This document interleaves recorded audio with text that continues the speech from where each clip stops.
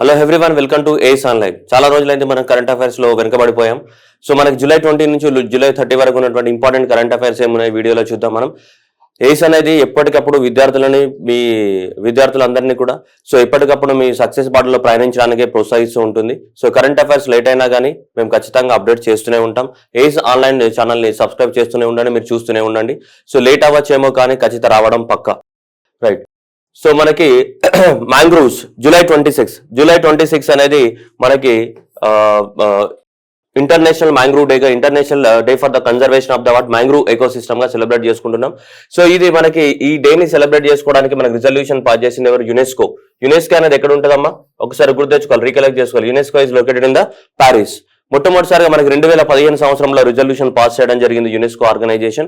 అప్పటి నుంచి జూలై 26 ని ఎవ్రీ ఇయర్ మనము international day for the conservation of the what mangrove ecosystems గా సెలబ్రేట్ చేస్తుంటాం. మ్యాంగ్రూవ్స్ అనేవి ఎక్కడ ఉంటాయమ్మా? మనకి మ్యాంగ్రూవ్స్ అనేవి ఎక్కడ ఉంటాయి? ఓన్లీ కోస్టల్ ఏరియాస్ లో మాత్రమే ఉంటాయి మ్యాంగ్రూవ్స్. ఎందుకంటే ఈ మ్యాంగ్రూవ్స్ అనేది గ్రో అవ్వడానికి, మనకి మ్యాంగ్రూవ్స్ గ్రో అవ్వడానికి ఏం కావాలమ్మా? బ్రాకిష్ వాటర్ కావాలి. జనరల్ గా బ్రాకిష్ వాటర్ అంటే మీ అందరికీ తెలిసిన ముచ్చటే, salt water plus fresh water mix అయినాయి అనుకో, అప్పుడు ఏమంటాం? దాన్ని బ్రాకిష్ వాటర్ అంటాం. జనరల్ గా ఈ బ్రాకిష్ వాటర్ అనేది ఎక్కడ అవైలబిలిటీ ఉంటుంది? నీకు కోస్టల్ ఏరియాస్ లో మాత్రమే మనకు బ్రాకిష్ వాటర్ అనేది అవైలబిలిటీ ఉంటుంది. సో ఈ కోస్టల్ ఏరియాస్ లో మాత్రమే మనకి ఏముంటాయి? మనకి మ్యాంగ్రూవ్స్ అనేవి ఉంటాయి. మనం India state of the forest report, మనకి ఇండియాలో మనకి forest survey of India report ఇస్తుంది కదా. So India state of the forest report ప్రకారం, India state of the forest report 2021 ప్రకారము మనకి ఇండియాలో దాదాపు 43% ఆఫ్ ద మ్యాంగ్రూవ్స్ అనేటివి ఒకటే రాష్ట్రంలో ఉన్నాయి, అది వెస్ట్ బెంగాల్. మొత్తం మన భారతదేశంలో అప్రాక్సిమేట్లీ మనకి 4992 స్క్వేర్ కిలోమీటర్స్ ఆఫ్ ద మనకి అప్రాక్సిమేట్లీ ఇంత మ్యాంగ్రూవ్ ఫారెస్ట్ కవర్ ఉంది. అప్రాక్సిమేట్లీ 5000 స్క్వేర్ కిలోమీటర్స్ అనుకుందాం. 5000 square kilometres of the mangrove forest ఉంది. ఇది ఇండియా మొత్తంలో. అది ఎక్కడ ఉంటుంది అమ్మా? ఓన్లీ కోస్టల్ ఏరియాస్లోనే ఉంటుంది ఇండియా మొత్తంలో. ఇక్కడ మనకి కోస్టల్ ఏరియాస్లో మాత్రమే ఉంటుంది. మనకి ఈ కోస్టల్ స్టేట్లో ఎక్కడ? గుజరాత్లో కానీ, మహారాష్ట్ర కానీ, గోవా కానీ, కర్ణాటక, కేరళ కానీ, తమిళనాడు కానీ, ఆంధ్రప్రదేశ్ కానీ, ఒడిస్సా కానీ, వెస్ట్ బెంగాల్, ఈ రాష్ట్రాలలో మాత్రమే మనకి ఏముంటుంది? మ్యాంగ్రూవ్ కవర్ ఉంటుంది. దాంట్లో 43% టాప్ పొజిషన్లో ఎవరున్నారు?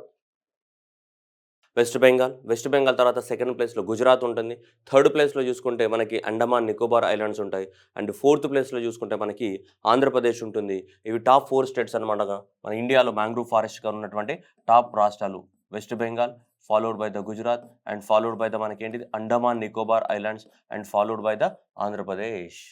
ఇవి మాత్రమే ఉంటాయి మనకి మ్యాంగ్రూవ్ టాప్ స్టేట్ అనమాట. అంటే 43% ఇక్కడే ఉంది, ఒకే రాష్ట్రంలో ఉంది. ఇక్కడ వెస్ట్ బెంగాల్లో ఉంది, గుర్తుపెట్టుకోవాలా. జూలై 26 ఎవ్రీ ఇయర్ ఏం సెలబ్రేట్ చేసుకుంటాం మనం? International day for the conservation of the mangrove ecosystem celebrate చేస్తున్నాం. ఈ మ్యాంగ్రూవ్స్ అనేవి మీకు తెలుసు ఇవన్నిటి గురించి. రైట్. నెక్స్ట్ వచ్చేసి world day for the what trafficking అని తెలుసు, అమ్మడం కొనడం అనమాట. జనరల్గా జరుగుతుంటాయి మనకి. సో జనరల్గా అంటే మనం చాలా సినిమాలలో చూసాం, మర్దాని సినిమా, ఇలా కొన్ని చాలా సినిమాస్ వచ్చాయి మనకి. సో అమ్మాయిల్ని అమ్మడం కొనడం కానీ, మనుషుల్ని అమ్మడం కొనడం కానీ, కిడ్నీల్ని అమ్మడం కొనడం కానీ, ఇలాంటివన్నీ చూసాం. అలాంటి వాటిని ఏం చేయాలి? ప్రివెంట్ చేయాలి. దానికోసమే మనకి ఈ డేని సెలబ్రేట్ చేస్తున్నాం, అవేర్నెస్ క్రియేట్ చేయడానికి కోసం. దీనికి international day against our trafficking in persons తోటి జూలై 20 అనేది మనకి యునైటెడ్ నేషన్స్ ఆర్గనైజేషన్ అనేది 2013లో రిజల్యూషన్ పాస్ చేయడం జరిగింది. 2014వ సంవత్సరం నుంచి మనకి ఈ డేని మొదలు పెట్టాము. ఏ డేని? So world day అగ్నిస్ట్ the trafficking in person July 30. So ఈ సంవత్సరానికి కానీ ఈ థీమ్ తోటి ఏం చేస్తాం? టెక్నాలజీ ద్వారా ఎక్కువ మందిని అబ్యూజ్ చేస్తున్నారు మనకి. Use and abuse of the technology. Facebook కానీ, ఇన్స్టాగ్రామ్ల ద్వారా కానీ చాలా మందిని బ్లాక్మెయిల్ చేయడము, ఇలా రకరకాలుగా చేసి వాళ్ళని అబ్యూస్ చేయడము, వాళ్ళని ఒక ప్లేస్కి రమ్మనడం, అక్కడ నుంచి కిడ్నాప్ చేసి అమ్మేయడం, ఇట్లాంటివన్నీ చేస్తూ ఉంటారు. చూస్తూ ఉన్నాం మనం చాలా వరకు సినిమాలలో కానీ, బయట కూడా చాలా ఇన్సిడెంట్స్ చూస్తుంటాం. సో అలాంటి వాటి అన్నింటిని కూడా ప్రివెంట్ చేయడానికి కోసం పూర్తిగా world day against our trafficking in the persons July 30, 2022 celebrate చేసుకుంటున్నాం. సో ఈ సంవత్సరానికి కానీ use and the abuse of the technology was the theme, use and abuse. Next world bank. So మనకి వరల్డ్ బ్యాంక్ ఎక్కడ ఉంటుందమ్మా? సో వరల్డ్ బ్యాంక్ అనేది headquarter ఎక్కడ ఉంటుంది? వాషింగ్టన్ డీసీలో ఉంటుంది మనకి. World bank headquarter Washington DC. Okay.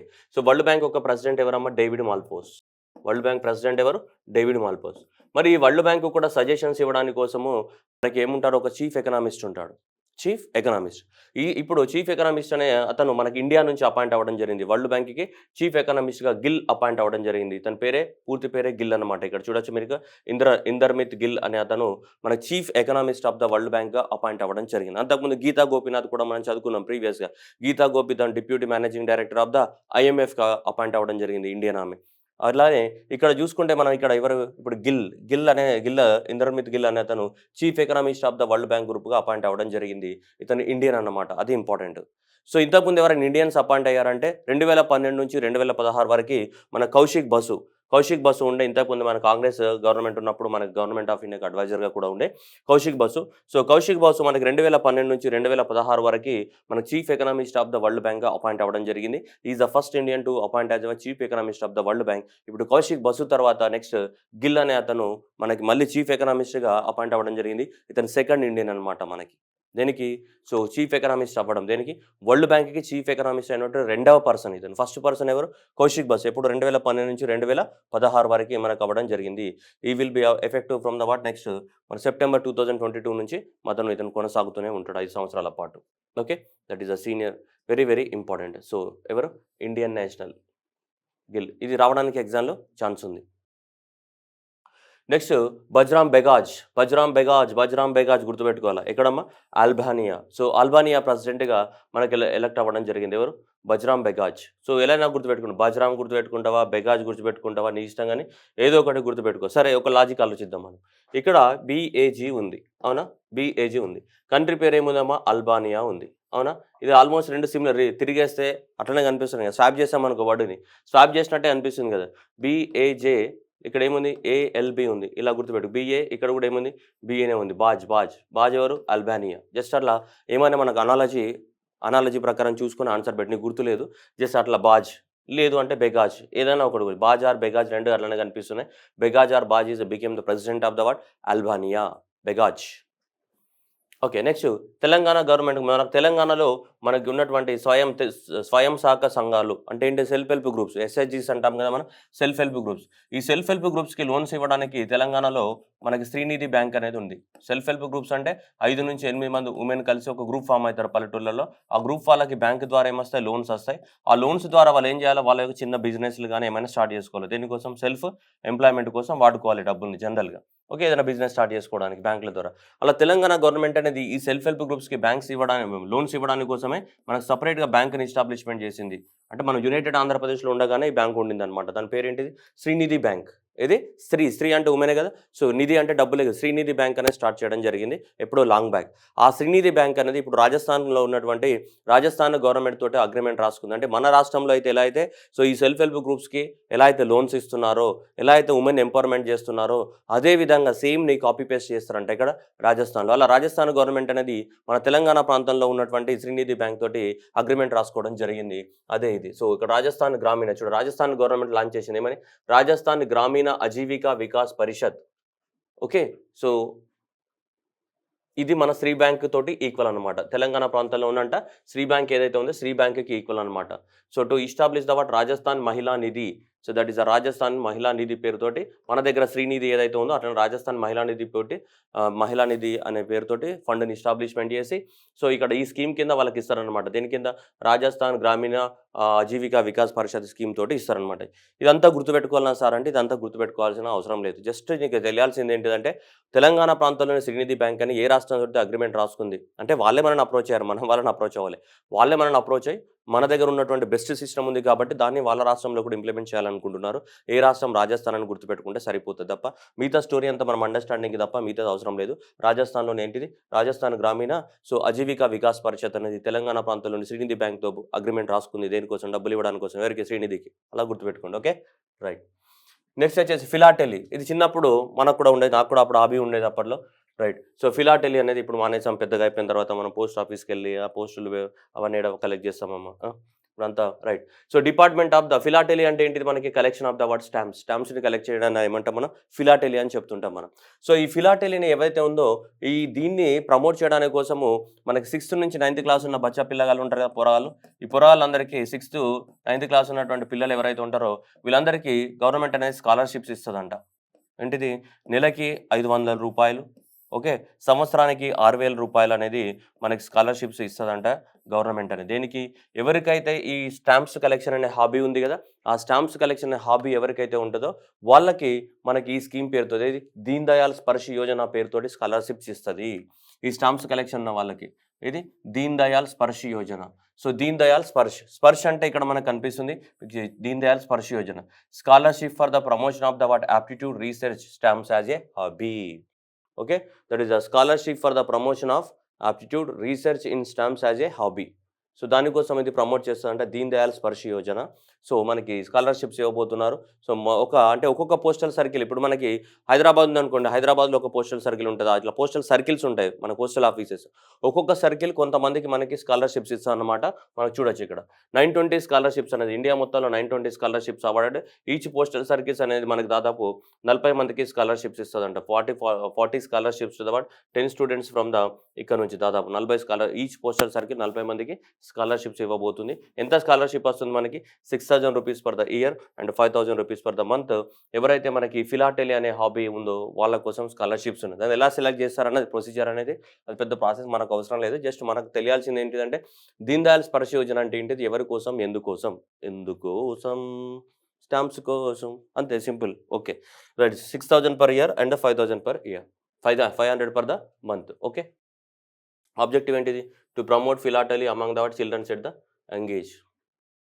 Next NITI Aayog innovation index 2001 report ప్రకారం ఏంటిదంటే మన భారతదేశంలో రీసెర్చ్ అండ్ డెవలప్మెంట్ మీద పెట్టే ఖర్చు అనేది ప్రపంచంలోనే చాలా లీస్ట్ అని మన గవర్నమెంటే చెప్తుంది. నీతి ఆయోగ్ అనేది తెలుసు కదా మీ అందరికీ, ఢిల్లీలో ఉంటుంది. ఈ నీతి ఆయోగ్ చెప్తుంది ప్రపంచంలో ఈ రీసెర్చ్ అండ్ డెవలప్మెంట్ మీద పెట్టేటువంటి డబ్బులు మనకు చాలా చాలా తక్కువగా ఉందని చెప్తున్నది. So that is one of the lowest in the world with so 43 రూపాయలే ఖర్చు పెడుతున్నామంట. $43 మాత్రమే ఖర్చు పెడుతున్నాం ఒక పర్సన్కి రీసెర్చ్ చేయడానికి $43 మాత్రమే ఖర్చు పెడుతున్నాం.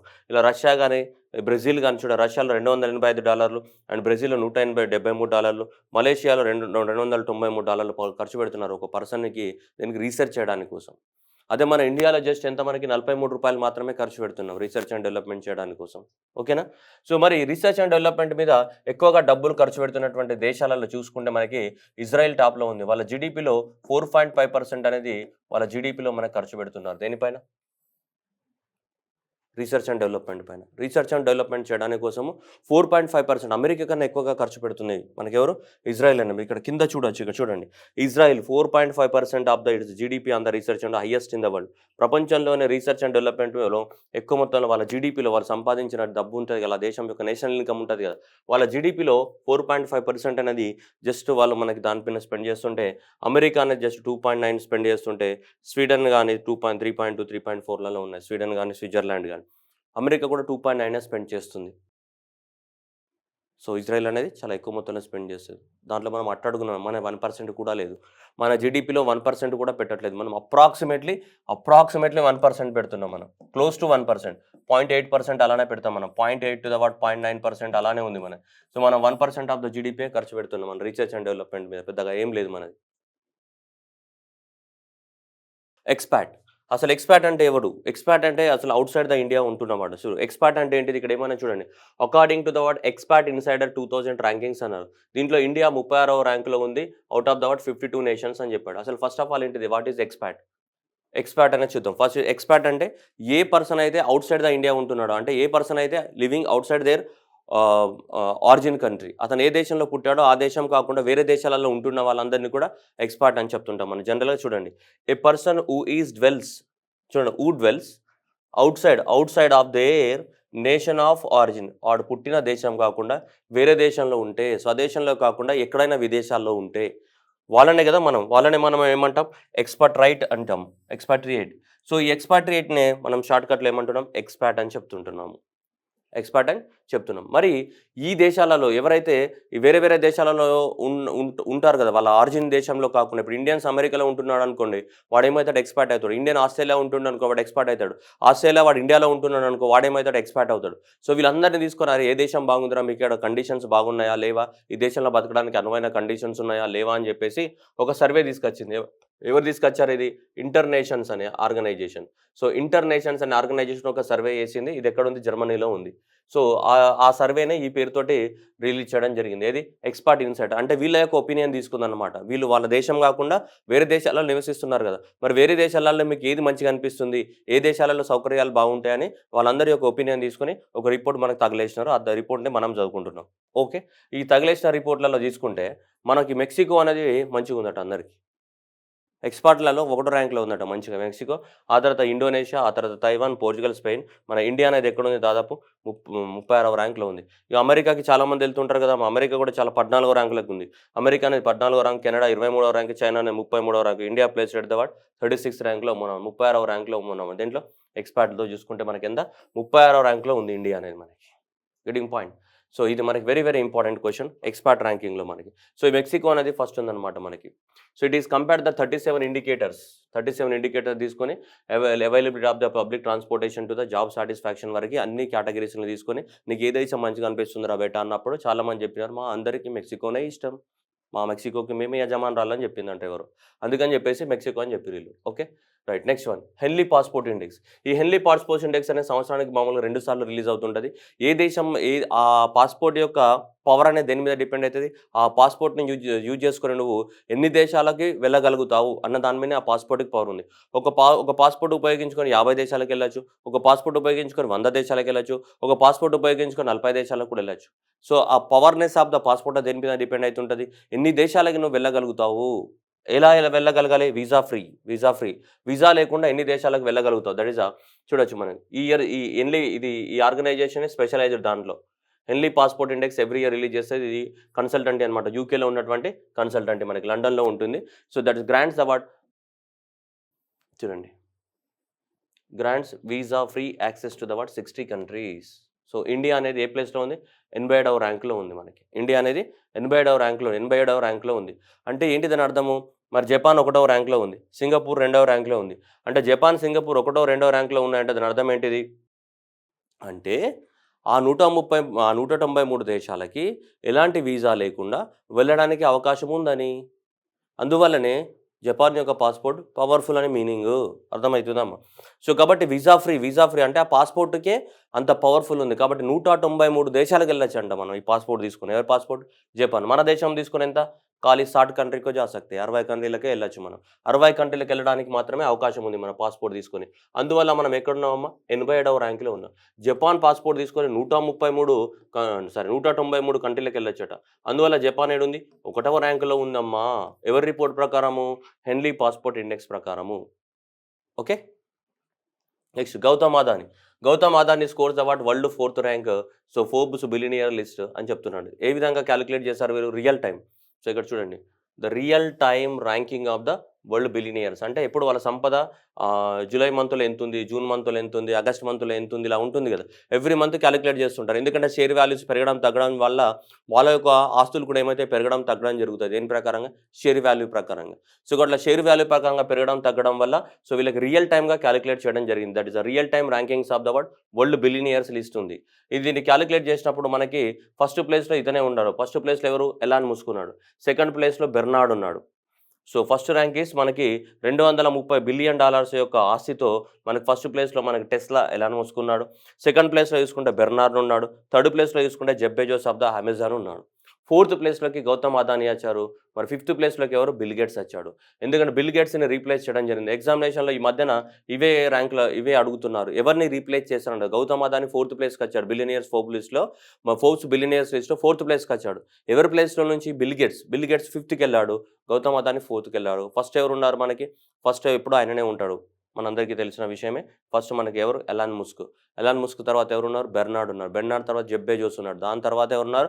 గౌతమ్ అదాని. దాని తర్వాత బిల్ గేట్స్ ఉన్నాడు 5వ ర్యాంక్‌లో. ఎవరిచ్చిన రిపోర్ట్ ఇది?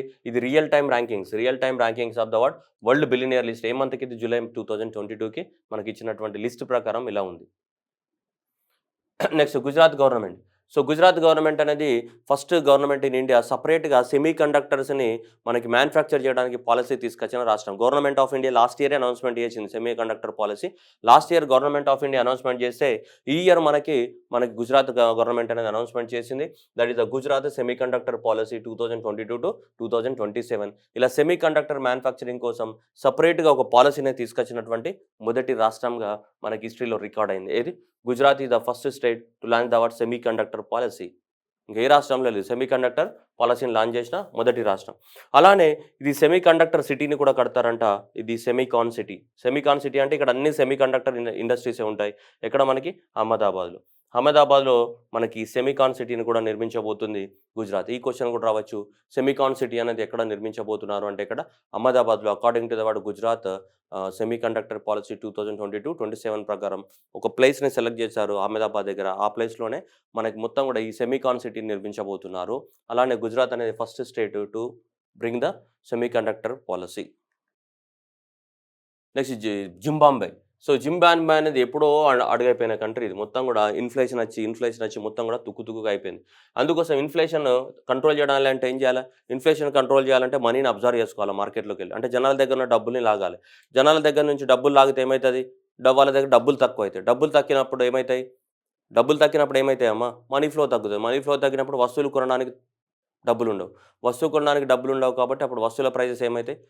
తగ్గుతూ ఉంటాయి. జనరల్‌గా అలా ఫాలో అయితారు. అందుకని చెప్పేసి జింబాబ్వే గవర్నమెంట్ ఏం చేసిందంటే బంగారు నాణేలు తీసుకొచ్చింది. Gold coins. ఈ గోల్డ్ కాయిన్స్ అన్నిట్లను కూడా రిలీజ్ చేయడం జరిగింది మార్కెట్‌లోకి. ఈ జింబాబ్వే అనేది. దేనికోసం? ఇన్ఫ్లేషన్‌ని కంట్రోల్ చేయడానికి కోసం. So that is the coins namely Mosi oa Tunya. Okay. Mosi oa Tunya అనే పేరుతోటి రిలీజ్ చేయడం జరిగింది మనకి. వీటిని కాయిన్స్ అనేది ఏది జింబాబ్వే అనేది. ఎందుకంటే జనాలకు అమ్మడానికి 2000 కాయిన్స్ రిలీజ్ చేయడం జరిగింది. అట్లా మనకి 2000 కాయిన్స్ అనేది రిలీజ్ చేయడం జరిగింది. సో అవి జనాలు కొనుక్కున్నారనుకోండి. జనాలు వాటిని కొనుక్కోవడం ద్వారా ఏమైతాయి? జనాల దగ్గర ఉన్న డబ్బంతా గవర్నమెంట్ లాగేసుకుంటదనమాట.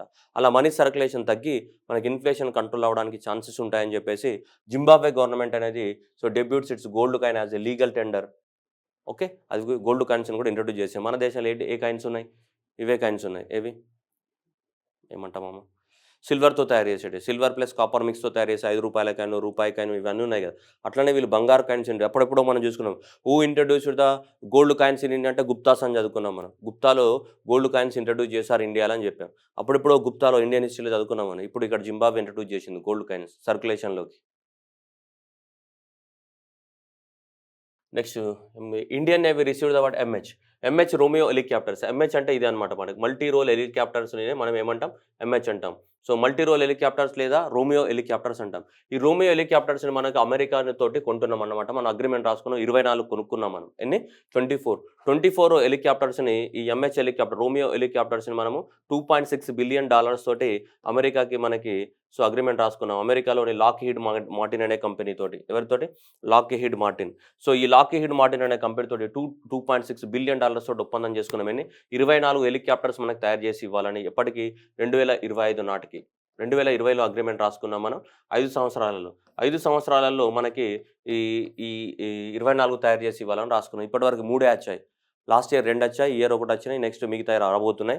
సో అందువల్ల ఇది న్యూస్‌లో ఉందన్నమాట. 24 ఎంహెచ్ మనకి కాంట్రాక్ట్ చేసుకున్నాం. మనకి third helicopter delivered in August 2022. ఓకేనా? సో ఇది మనకి important. Multi role helicopters from the United States. ఏది? MS-16. So Indian navy received. ఏ దేశం నుంచి కొంటున్నాం అంటాడు ఇవి. యూఎస్ఏ నుంచి కొంటున్నాం. ఎవరు మ్యానుఫ్యాక్చర్ చేశారంటాడు. Lockheed Martin. What is MS-60? MS-60 is a multi role helicopters. Romeo helicopters. Multi role అంటే వేటికైనా వాడుకోవచ్చు అన్నమాట అవి. అలా ఎన్ని కొంటున్నాం? 24. ఎంత కాంట్రాక్ట్? 2.6 బిలియన్స్. ఎప్పటికి? 2025కి. ఇప్పటిదాకా ఎన్ని వచ్చినాయి? 3 వచ్చినాయి. ఓకే. ఆ క్లారిటీ మెయింటైన్ చేయండి. ఏ దేశం నుంచి కొంటున్నాం అన్నదే మనకు అడుగుతూ ఉంటాడు జనరల్‌గా. MH-60 హెలికాప్టర్స్ అనేది ఎక్కడి నుంచి? యునైటెడ్ స్టేట్స్ ఆఫ్ అమెరికా నుంచి మనం పర్చేస్ చేస్తున్నాం. Hyderabad eagle robot. Indus schools. మనకు హైదరాబాద్‌లో ఇండస్ ఇంటర్నేషనల్ స్కూల్స్ ఉన్నాయి కదా! ఈ ఇండస్ ఇంటర్నేషనల్ స్కూల్స్ వాళ్ళు రోబోట్‌ని తయారు చేశారు పిల్లలకి పాఠాలు చెప్పడానికి కోసము. దాని పేరు ఈగల్ అన్నమాట. So eagle to teach the student. That is the Telangana introduce the India's first teaching robot. So మొట్టమొదటిసారిగా మనకు టీచింగ్ రోబోట్‌ని ఇండియాలో ఇంట్రొడ్యూస్ చేయడం జరిగింది. సో ఎవరు? ఇండస్ స్కూల్ వాళ్ళు ఇంట్రొడ్యూస్ చేశారు. దాని పేరేంటిది మనకి ఈగల్. సో ఈ ఇండస్ స్కూల్ వాళ్ళకి చాలా బ్రాంచెస్ ఉన్నాయి. హైదరాబాద్‌తో పాటు పూణే గాని, బెంగుళూరు గాని అండ్ హైదరాబాద్ గాని ఇక్కడ బ్రాంచెస్ ఉన్నాయి. ఈ అన్ని బ్రాంచెస్‌లో కలిపి మొత్తం దాదాపు ఈ ఇండస్ స్కూల్ వాళ్ళు దాదాపు 21 రోబోట్స్ అనేది ఇంట్రొడ్యూస్ చేశారు. టీచింగ్ రోబోట్స్ పిల్లలకి గాని అండ్ టీచర్‌లకు గాని అసిస్ట్ చేయడానికి కోసము మనకి 21 టీచింగ్ రోబోట్స్‌ని ఇంట్రొడ్యూస్ చేశారు. ఆ టీచింగ్ రోబో పేరేంటిది మనకి ఈగల్. ఏ స్కూల్స్ వాళ్ళు? ఇండస్ ఇంటర్నేషనల్ స్కూల్స్ వాళ్ళు. వాళ్ళే తయారు చేయడం జరిగింది దాన్ని. ఓకే. నెక్స్ట్ లోక్ అదాలత్. లోక్ అదాలత్ అంటే ఏంటిది? మనం కోర్ట్‌లో ఎన్ని రోజుల పాటైనా సరే కేసులేస్తా ఉంటాం. ఊకే కోర్టుకోవాలి. కోర్టుకెళ్ళినప్పుడు జడ్జి రాడు. జడ్జి వచ్చినప్పుడు మనం పోము. మనం వచ్చినప్పుడు లాయర్ రాడు. ఇదంతా పెద్ద రచ్చ. ఇక కేసులు అలా సంవత్సరాల పాటు ఏమైతుంటాయి పెండింగ్‌లోనే ఉంటాయి అవి. అందువల్ల కేసెస్‌ని ఇమ్మీడియేట్‌గా సాల్వ్ చేసుకోవాలంటే మనకి గవర్నమెంట్ అనేది లోక్ అదాలత్‌ని ఫార్మ్ చేసింది. ఆల్టర్నేటివ్ డిస్ప్యూట్ రిజల్యూషన్స్ అన్నమాట ఇవన్నీ. అంటే outside the court. Outside the court ఏం చేయాలి నువ్వు సెటిల్‌మెంట్ చేసుకోవాలి డిస్ప్యూట్స్‌ని. డిస్ప్యూట్స్‌ని ఔట్‌సైడ్ ద కోర్ట్ సెటిల్ చేసుకోవాలి. ఔట్‌సైడ్ ద కోర్ట్‌లో సెటిల్ చేసుకోవాలంటే వాడు ఎవడైతే పిటిషనర్ ఏసాడో వాడొస్తాడు. ఇక్కడ నుంచి నువ్వొస్తావు. ఇద్దరు పోయి ఏం చేస్తారు కూర్చొని మాట్లాడుకుంటారు. కేసు కాకుండా అరే నీకింతరా నాకింత నష్టం జరిగింది. నువ్వు ఇంత పే చేసేయి. నేను కేసు విత్‌డ్రా చేసుకుంటా అని చెప్పేసి కూర్చొని ఫేస్ టు ఫేస్ కూర్చొని మాట్లాడుకుంటాం. అలా ఫేస్ టు ఫేస్ కూర్చొని మాట్లాడుకునే వాటిని ఏమంటాం లోక్ అదాలత్‌లు అని చెప్తుంటాం. దాంట్లో ఈ మధ్యన రాజస్థాన్ గవర్నమెంట్ అనేది ఆర్టిఫిషియల్ ఇంటెలిజెన్స్‌ని కూడా మనకు వాడుతుంది. సో ఏంటిది India's first artificial intelligence powered Lok Adalat that is the fast disposal of the what కేసెస్‌ని ఫాస్ట్‌గా డిస్పోజ్ చేయడానికి కోసం మనకి ఈ లోక్ అదాలత్‌ని ఇంట్రొడ్యూస్ చేయడం జరిగింది. That is the Rajasthan gets the what India's first artificial intelligence powered the Lok Adalat. Next airport authority of the India అనేది first మనకి కార్బన్ న్యూట్రల్ ఎయిర్‌పోర్ట్‌ని బిల్డ్ చేయబోతుంది ఎక్కడ? లెహ్ దట్ ఈస్ జమ్మూ కాశ్మీర్ మనకి లడ్డాక్. సో లడ్డాక్ రీజియన్‌లో అనేది లెహ్ ప్రాంతం ఏదైతే ఉందో లడ్డాక్ రీజియన్ లెహ్ ప్రాంతంలో మనకి ఇండియాస్ అంటే first carbon neutral. First carbon neutral అంటే ఏంటిది? దాని అర్థం అక్కడ జియో థర్మల్ సిస్టమ్‌ని కూడా వాడతారంట. Geothermal system in hybridization with solar cells నుంచి వాడతారంట. ఏం చేస్తారు మనకంటే ఇక్కడ ఏదైతే మనకి హీట్ ప్రొడ్యూస్ అయితుందో, ఈ ఎయిర్‌పోర్ట్‌లో హీట్ అయితే ఏదైతే కార్బన్ డయాక్సైడ్ గాని హీట్ ప్రొడ్యూస్ అయితుందో, ఆ హీట్‌నంతా కూడా భూమి లోపలికి పంపిస్తారు. భూమి లోపలికి పంపిస్తే, ఆ భూమి లోపల ఉన్న దాని నుంచి మళ్ళీ మనకు పవర్ తయారు చేయడము, తయారు చేయడం. ఈ పవర్‌ని మళ్ళీ ఏం చేస్తారు ఎయిర్‌పోర్ట్స్‌కి వీటన్నిటికి కూడా ఏం చేస్తారు సప్లై చేస్తూ ఉంటారనమాట. దాంతో పాటు ఇక్కడ సోలార్ నుంచి కూడా ఏమైతది మనకి సన్ సప్లై చేస్తూ ఉంటారనమాట. సో, ఏది కూడా అక్కడ ప్రొడ్యూస్ అయిందంతా కూడా వేస్ట్ కాదు. వేస్ట్ కానప్పుడు మనం వాడుకుంటున్నప్పుడు ఏమైతే ఆటోమేటిక్‌గా న్యూట్రల్ అయిపోతది మనకి. సో, కాబట్టి ఏదైతే హీట్ జనరేట్ అవుతుందో దాన్ని తిరిగి భూమిలోకి పంపించి, ఆ భూమిలో నుంచి మళ్ళీ దాని హీట్ దాని ద్వారా పవర్ జనరేట్ చేసి, పవర్ సప్లై చేయడం ఇవన్నీ చేస్తూ ఉంటారు. సో, అందువల్ల దీన్ని ఏమన్నారు కార్బన్ న్యూట్రల్ ఎయిర్‌పోర్ట్‌గా తయారు చేస్తున్నామని చెప్పడం జరిగింది. That is okay. Right. So, ఇక్కడ చూడండి. The system works by the exchanging of the heat between the air and the ground as it heat pumps used for the what space heating and the cooling as well as water heating ఇవన్నిటి కోసం వాడుకుంటారంట అక్కడ generate అయిన హీట్‌ని. So, that is being built as what nations first carbon neutral airport. ఇది ఎగ్జామ్‌లో important. Carbon neutral airport ఏది? Leh. Next Himachal became the first Indian state to connect the what అక్కడ ఆ రాష్ట్రంలో అన్ని వెహికల్స్ ఏవైతే రిజిస్టర్ అయినాయో ఆ రిజిస్టర్డ్ వెహికల్స్ అన్నీ కూడా సపరేట్‌గా ఇగో ఇలా దీంతో అటాచ్ అయినాయంట. Vehicle location tracking device. Vehicle location tracking ఏవైతే హిమాచల్ ప్రదేశ్‌లో మ్యానుఫ్యాక్చర్ అయితున్నాయి వెహికల్స్, ఆ వెహికల్స్ అన్నిటికి చిన్న ఒక చిప్ పెట్టారనమాట. ఆ చిప్ పేరు ఇదనమాట. ఏంటిది? Vehicle location tracking device. So, ఇండియాలో ఆ వెహికల్ ఎక్కడున్నా గాని వీళ్ళు గుర్తుపట్టేస్తారు. అలా ట్రాకింగ్ చేయడానికి అవకాశం ఉంది. ఎమర్జెన్సీ టైంలో గాని, ఏ టైంలో అయినా సరే. ఎందుకు ఇలా పెట్టారంటే హిమాచల్ ప్రదేశ్‌లో ఎక్కువ మొత్తం ల్యాండ్ స్లైడ్స్ జరగడము, ఫ్లడ్స్ రావడం ఇవన్నీ జరుగుతుంటాయి. స్నోఫాల్. అందువల్ల చాలామంది ఎమర్జెన్సీ కోరుకుంటారు. అంటే ఎమర్జెన్సీ అవసరం ఉంటుంది వాళ్ళకి. అందువల్ల సో, ఇది మనకి వెహికల్ లొకేషన్ ట్రాకింగ్ డివైస్ అనేది ప్రతి వెహికల్‌కి అటాచ్ చేయడం జరిగింది ఇక్కడ. సో, హిమాచల్ ప్రదేశ్‌లో ఈజీగా ట్రాక్ చేయడానికి కోసం మనం. అక్కడ మ్యానుఫ్యాక్చర్ అయ్యే ప్రతి దాని కోసం సేఫ్టీ కోసం. అందువల్ల Himachal Pradesh became the what first state to connect the what all registered commercial vehicles with so the vehicle location tracking device. India, UK so agreement for the what mutual recognition of the dual degrees. మనం ఇక్కడ చదువుకున్నా, వాడు అక్కడ చదువుకున్నా గానీ ఇద్దరు 2 డిగ్రీలకి ఏముంటది equal importance ఉంటదంట. సో ఫార్మసీ గానీ, ఇంజినీరింగ్ గానీ, మెడిసిన్ గానీ, ఆర్కిటెక్చర్ గానీ ఇవన్నీ పోయి నువ్వు యూకేలో చదువుకున్నా, యూకే వాడొచ్చి ఇండియాలో చదువుకున్నా గానీ మనం యూకేలో వాడొచ్చి ఇక్కడ చదువుకున్నాడనుకో అక్కడ జాబ్‌కి ఎలిజిబుల్. మనం పోయి అక్కడ చదువుకున్నామనుకో ఆ సర్టిఫికేట్‌లతోటి మనం ఇక్కడికి ఎలిజిబుల్ అన్నమాట. ఈక్వల్ ఇంపార్టెన్స్ ఉంటదన్నమాట సర్టిఫికేట్స్‌కి. దానికోసం ఈ అగ్రీమెంట్ రాసుకున్నారు. That is the mutual recognition of the what degrees. Equal importance ఉంటుంది. Next Madhya Pradesh Burhanpur became the what first India's Har Ghar Jal district. Har Ghar Jal అంటే ఏంటిదంటే first of all Jal Jeevan mission. Government of India 2019లో మనకు జల జీవన్ మిషన్ అనేది స్టార్ట్ చేయడం జరిగింది. ఏంటిది? జల జీవన్ మిషన్. సో ఈ జల జీవన్ మిషన్ యొక్క మేజర్ ఆబ్జెక్టివ్ ఏంటిదంటే రూరల్ ఏరియాస్‌లో ఉన్నటువంటి పల్లెటూర్లలో ఉన్నటువంటి ఇళ్లలకి 2024 నాటికి ఎక్కడికి రూరల్ ఏరియాస్‌లో 2024 నాటికి ప్రతి ఇంటికి ట్యాప్ వాటర్ ప్రొవైడ్ చేయాలి. ట్యాప్ ద్వారా డ్రింకింగ్ వాటర్ ప్రొవైడ్ చేయాలి. ఓకే. ట్యాప్ వాటర్ ప్రొవైడ్ చేయాలి డ్రింకింగ్ పర్పస్. ఏ ఇయర్ నాటికి? 2024 నాటికి. ఎక్కడ? రూరల్ ఏరియాస్‌లో. ఎప్పుడు స్టార్ట్ చేసాం? 2019లో స్టార్ట్ చేయడం జరిగింది. ఓకేనా? ఇలా మరి ఎన్ని లీటర్లు ప్రొవైడ్ చేయాలి అంటే ఒక పర్సన్‌కి 55 లీటర్స్ పోయాలి. Okay. 55 litres. Okay. 55 litres per person per day. ఒక పర్సన్‌కి ఒక రోజుకి మనకి 55 లీటర్ల వాటర్‌ని సప్లై చేయాలి. దేని ద్వారా? పైపుల ద్వారా, ట్యాప్ ద్వారా. ఓకేనా? ట్యాప్ ద్వారా 55 లీటర్ల వాటర్‌ని సప్లై చేయాలి ఒక పర్సన్‌కి. అలా భారతదేశంలో ఉన్న ప్రతి ఇంటిని ప్రతి ఇల్లుని, భారతదేశంలో ఉన్నటువంటి ప్రతి ఇల్లుని మనం కనెక్ట్ చేయాలి. దేని ద్వారా? ఇలా. మనకు రూరల్ ఏరియాస్‌లో భారతదేశంలో 19 కోట్ల ఫ్యామిలీస్ ఉంటాయి. అంటే 19 క్రోర్స్ ఆఫ్ ద హౌసెస్ ఉన్నాయి. ఎక్కడ? రూరల్ ఏరియాస్‌లో. ఈ 19 క్రోర్స్ ఆఫ్ ద హౌసెస్‌లో ఆల్మోస్ట్ ఇప్పుడు 10 క్రోర్స్ ఆఫ్ ద హౌసెస్‌కి మనం ట్యాప్ కనెక్షన్స్ ఇచ్చాము. రిమైనింగ్ ఇంకా 9 క్రోర్స్ ఆఫ్ ద హౌసెస్ అనేటివి పెండింగ్‌లో ఉన్నాయి. వీటిని కూడా మనం సాధించాలి. 9 కోట్ల ఇల్లులకు కూడా మిగిలిన 9 కోట్ల ఇల్లులకు ఎప్పటికి 2024 నాటికి ట్యాప్ కనెక్షన్ ఇవ్వాల్సి ఉంటుంది. దేంట్లో? జల జీవన్ మిషన్‌లో భాగంగా. అయితే ఇప్పుడు ఈ జల జీవన్ మిషన్‌లో భాగంగానే ఇక్కడ ఏంటిది ఇది మనకి మధ్యప్రదేశ్‌లోని బుర్హాన్‌పూర్ అనేది ఏమైంది? హర్ ఘర్ జల్ అంటే ప్రతి ఇంటికి నల్లతో నీరు కదా! హర్ ఘర్ జల్ ప్రతి ఇంటికి నీరు. అంటే ఇదే జల జీవన్ మిషన్ అన్నమాట. సో ఇది మధ్యప్రదేశ్‌లోని బుర్హాన్‌పూర్ అయితే అక్కడ డిస్ట్రిక్ట్‌లో ఆ జిల్లాలో ప్రతి ఇంటికి ట్యాప్‌తో కనెక్షన్ ఇయ్యడం ద్వారా ఇండియాలోనే మొదటి డిస్ట్రిక్ట్‌గా పేరుగార్చింది. ఏమని? సో హర్ ఘర్ జల్ ప్రోగ్రామ్ కింద సో మనకి ప్రతి ఇంటికి ఏముందట? సో మనకు నల్లా కనెక్షన్ ఇచ్చినటువంటి మొదటి డిస్ట్రిక్ట్‌గా చరిత్రలోకి ఎక్కింది ఇది. ఏది? Madhya Pradesh Burhanpur became the India's first Har Ghar Jal certified district. Next India's first of its kind that is brain health clinics are started in the Bengaluru. మన కర్ణాటక గవర్నమెంట్ అనేది స్టార్ట్ చేయడం జరిగింది. బెంగళూరులో మనకి బ్రెయిన్ హెల్త్ చాలా వరకు ఈ మధ్యన ఈ టెక్నాలజీకి అడాప్ట్ అయిపోయి సైకలాజికల్ ఫార్మ్స్ వస్తున్నాయి కదా. ఇన్‌స్టాగ్రామ్‌లో నాకు లైక్ రాలేదు, ఫేస్‌గ్రామ్‌లో ఎవడో నెగెటివ్ కామెంట్ కొట్టిండు, లేకుంటే వాడు నన్ను చూడలేడు, నేను వాడిని చూడలేదు. ఇవన్నీ రకరకాల సైకలాజికల్ ఫీలింగ్స్ వస్తున్నాయి అందరికి. ఈ సైకలాజికల్ ఫీలింగ్ వల్ల మనకు మెంటల్ హెల్త్ ప్రాబ్లమ్ అవుతుంది. అందువల్ల ఈ సెపరేట్‌గా ఈ మెంటల్ హెల్త్ క్లినిక్స్‌ని స్టార్ట్ చేసినటువంటి మన మొదటి రాష్ట్రం ఏది? బెంగళూరు. ఎందుకంటే మనకు బెంగళూరులోనే ఈ ఇన్‌స్టిట్యూట్ ఉంది మనకి. మీ అందరికి తెలుసు అనుకుంటా. National institute of the mental health and the neuro sciences అనేది ఇది కూడా ఇంపార్టెంట్ బిటే. సో ఇది national institute of the mental health neuro sciences అనేది మనకి బెంగళూరులో ఉంది బిల్డింగ్. ఈ ఆర్గనైజేషన్. ఈ ఆర్గనైజేషన్‌తో టై అప్ అయిపోయి మన కర్ణాటక గవర్నమెంట్ అనేది మనకి ఈ బ్రెయిన్ హెల్త్ క్లినిక్స్‌ని స్టార్ట్ చేయడం జరిగింది. బ్రెయిన్ వాష్ చేస్తారట, పోవాలి. ఓకేనా? అప్పుడప్పుడు. ఎవరికైతే ఎగ్జామ్ ప్రిపేర్ అయితలేరో సీరియస్‌గా మీ అందరికి బ్రెయిన్ వాష్ చేసుకోవాలనుకుంటే దయచేసి మీరు వెళ్ళండి. ఎక్కడ? కర్ణాటకలో ఉన్నటువంటి బ్రెయిన్ హెల్త్ క్లినిక్స్‌కి. Okay. Next PM Modi unveils the Varuna. That is India's first human passenger drone. డ్రోన్‌లో మనుషులు ట్రావెల్ అయితారు. చూడండి ఇక్కడ ఏమన్నారు? హ్యూమన్ ప్యాసెంజర్ డ్రోన్ అన్నారు. డ్రోన్ అంటే చిన్నయే కదా మనకి. పైన ఇట్లా పోతుంటాయి కెమెరాలు. అలా డ్రోన్ హ్యూమన్ ప్యాసెంజర్ డ్రోన్ అనేది స్టార్ట్ చేయడం జరిగింది. దాని పేరేంటిది? Varuna. That is the India's first indigenous human passenger drone during the naval innovation and the this is indigenisation of the organisation అనేది ఒక ఆర్గనైజేషన్. అక్కడ సెమినార్ జరిగింది. ఆ సెమినార్ జరిగినప్పుడు మనకి న్యూఢిల్లీలో మనకి అన్వీల్ చేయడం జరిగింది. It is developed by the Sagar defence engineering. Sagar defence engineering అనే ఒక ఆర్గనైజేషన్ దీన్ని తయారు చేసింది. దీన్ని వరుణాన్ని తయారు చేయడం జరిగింది. This is the India's first అంటే హ్యూమన్ ప్యాసెంజర్ డ్రోన్. డ్రోన్‌లో మనుషులు కూర్చుండి పోతారనమాట. అలా దాని పేరేంటిది? వరుణ.